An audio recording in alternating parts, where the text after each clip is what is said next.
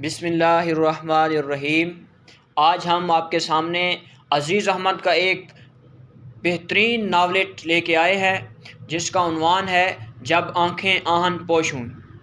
Novelette سماعت فرمائیں۔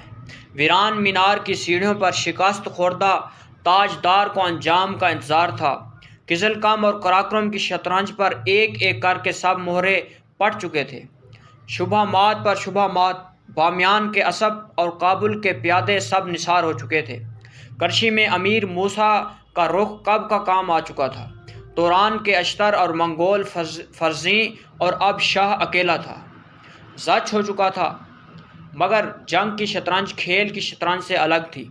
زچ ہونے پر بھی ملک الموت کے پروں کی پھڑپھڑاہٹ اسی طرح سنائی دیتی تھی، اور اب چنگیز کی نسل کے آخری جلائر تاجدار سلطان حسین کو اس کا انتظار تھا کہ اس ویران مینار میں اس کے گوشت کے آر پر ہڈیوں تک پہلے کون سا حربہ پہنچے گا۔ چلچلاتی ہوئی دھوپ میں چکر لگاتے ہوئے گرگسوں کی چونچیں یا تیمور کے کسی سپاہی کا خنجر۔ اس کے ہاتھ میں تاجدار پجاری کی سنہری شاخ تھی جس سے وہ اس مقدس درخت کی پوجا کسی اور ملک میں کیا کرتا جہاں زہرا حسن کی دیوی کا مندر تھا۔ اس کی رگوں میں صحیح انسبی کا خون تھا جو فرات کے کنارے اس سے پہلے بھی بہایا جا چکا ہے۔ اس کے ہاتھ میں عصائے شاہی تھا اور اس کے سر پر تاج تھا، اور اس کے لیے اس کے سر، اس کے عصا اور اس کے تاج کی قیمت تھی۔ یہ ویران مینار کسی زمانے میں کسی مسجد کا مینار ہوگا، مگر اب کب کی منہدم ہو چکی تھی۔ ان صدیوں کی شطرنج میں قزل کم پر بھی شمال کے وحشی ترکوں اور مغلوں کا قبضہ ہو جاتا، اور کبھی جنوب کے ہل چلانے والے، بیل جوتنے والے، کلمہ پڑھنے والے ترکوں اور ایرانیوں کا۔ اور اس ویران مینار سے اگر کوئی چیز نظر آتی تھی تو اس لک و دک سرخ ریت اور سرخ ٹیلوں کے سمندر میں ایک چھوٹا سا نخلستان جس کے کنارے اونچی اونچی گھاس اگائی تھی، اور کچھ خاص آلودہ ٹھٹھڑے ہوئے پستہ قد درخت تھے۔ آخری شکست کو 5-6 روز گزر چکے تھے۔ تیسرا دن تھا کہ روٹی کا آخری سوکھا ٹکڑا ختم ہو چکا تھا، اور اس 3 دن کے عرصے میں سلطان حسین کے جسم کی چربی بہت کچھ پگھل گئی تھی۔ اس کی داڑھی کے بال دفعتاً سفید ہونے لگے تھے، اس کے سر کے بال وحشیوں کی طرح الجھ گئے، اس کی آنکھوں کے گرد لکیریں پڑ گئی تھیں، اس کے زر تار لبادے پر میل کے بڑے بڑے دھبے تھے۔ رات کو گرمی سے اور گرمی سے زیادہ خوف سے لمحہ لمحہ وہ چونک چونک پڑتا۔ وہ بار بار چشمے پر جاتا، وضو کرتا اور نمازیں پڑھتا، مگر اس کے ساتھ اس کے دل کو تسلی نہ ہوتی۔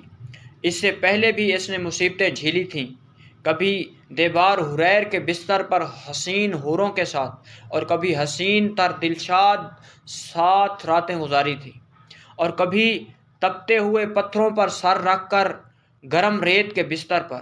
لیکن اور ہر مرتبہ یہ معلوم ہوتا تھا کہ یہ خواب ٹل جائے گا، مگر اس مرتبہ ٹلنا نظر نہ آتا تھا۔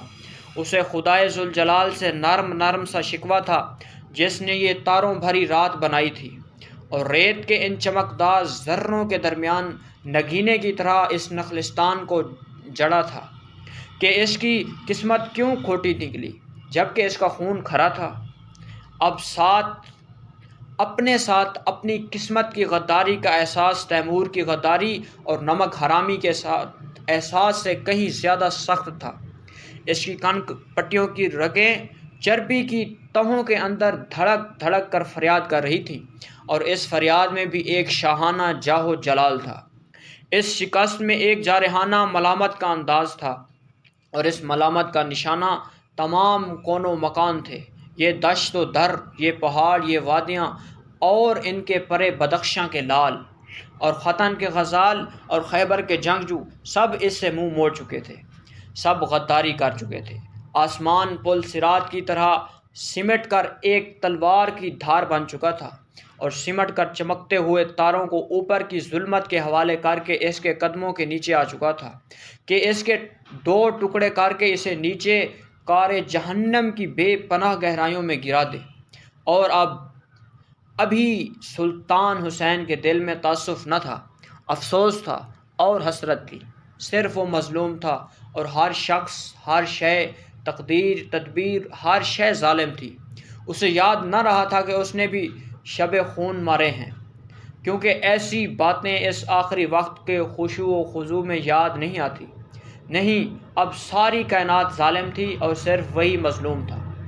جب بھوک کا تیسرا دن گزرا اور چوتھا دن آیا، اور سوائے پانی اور درخت کے پتوں کے جن کا چبانا تک ممکن نہ تھا اور کچھ نہ رہا، تو صبح کی سنہری بھوکی دھوپ میں اس نے پہلی بار ایک گدھ کو اپنے سر پر منڈلاتے دیکھا۔ گدھ اس مینار کی چوٹی پر اطمینان سے جا پہنچا جس کی سیڑھیوں پر سلطان حسین نے پناہ لی تھی۔ کبھی اس کی انگلیوں سے شاہین و شہباز اڑتے تھے اور ارض و سما کا شکار کرتے تھے، اب گدھ کو اس کی بوٹیاں چننے کا انتظار تھا۔ روز صبح اور شام یہ گدھ چکر لگائے گا۔ ابھی تو یہ تشویش کا نکلا ہے، اور کتنے دن یہ کھستی ہوئی جان جیے جائے گا، اور پھر اس کے ساتھ اور گدھ آئیں گے۔ سلطان حسین کی نظروں میں وہ ہزاروں منظر گھوم گئے جو اس نے زندگی بھر دیکھے تھے۔ جب جنگ میں فتح کے بعد اس کا گھوڑا چکر کاٹتا اور سڑتی ہوئی لاشوں سے چیختے ہوئے گدھ چلا کے اور کچھ دور اوپر اڑتے اور پھر ضد کر کے اپنے خانے ضیافت پر بیٹھ جاتے۔ سلطان حسین نے اس شدید گرم جلتی ہوئی رات کو ایک کپکپی سی محسوس کی، گویا گدھ ابھی تک اسی طرح تاک لگائے بیٹھا ہے۔ کچھ خواب، کچھ بیداری میں اسے محسوس ہوا کہ جیسے گدھ کی بھی ایک ٹانگ لنگڑی تھی، تیمور کے لنگ کی طرح، اور یہی اس مردار خور کی قسمت کا راز تھا، یہ کہ اس مردار خور گدھ نے بھی شاید کسی شہباز یا شاہین کی بہن سے شادی کی تھی، اور اب وہ شاہین کا گوشت کھانے کے لیے قزل قم کے نکیلے پتھروں پر اپنی چونچ تیز کر رہا تھا۔ اور شاید یہ سب بھیانک خواب ہو، مگر اس سے پہلے کے خوابوں میں دلشاد اس کے ساتھ تھی، اب دلشاد بھی اس سے بچھڑ چکی تھی۔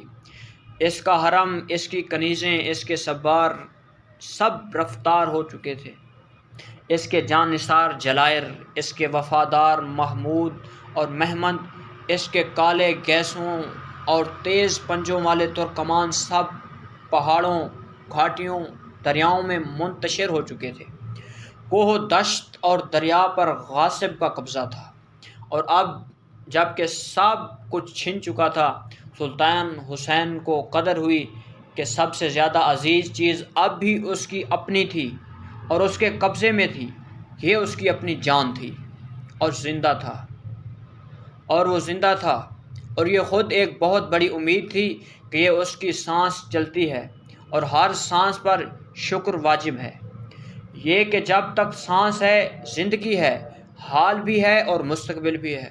اور یہ حقیقت بھوک سے بڑھ کر تھی، گرد سے بڑھ کر، شکست سے بڑھ کر، یہ کہ اور سب نعمتیں اس نعمت کے لیے ہیں، اور اگر یہ نہیں تو کچھ نہیں، لیکن اگر کچھ اور نہیں تو یہ تو ہے، اور وہ اسی کو لیے آن چھپا تھا، چھپتا پھرتا تھا، افریقہ کے کالے شکاری پجاری کی طرح جس کے سر کا شکار کھیلا جا رہا تھا، یا ہر صحیح و نصب تاجدار کی طرح اس کا تاج اس کا مرض الموت ہے۔ آج کے لیے بس اتنا ہی، اگلے دن انشاءاللہ ہم دوسرا ایپیسوڈ اپلوڈ کریں گے۔ آپ کی محبتوں کے بہت مشکور ہیں۔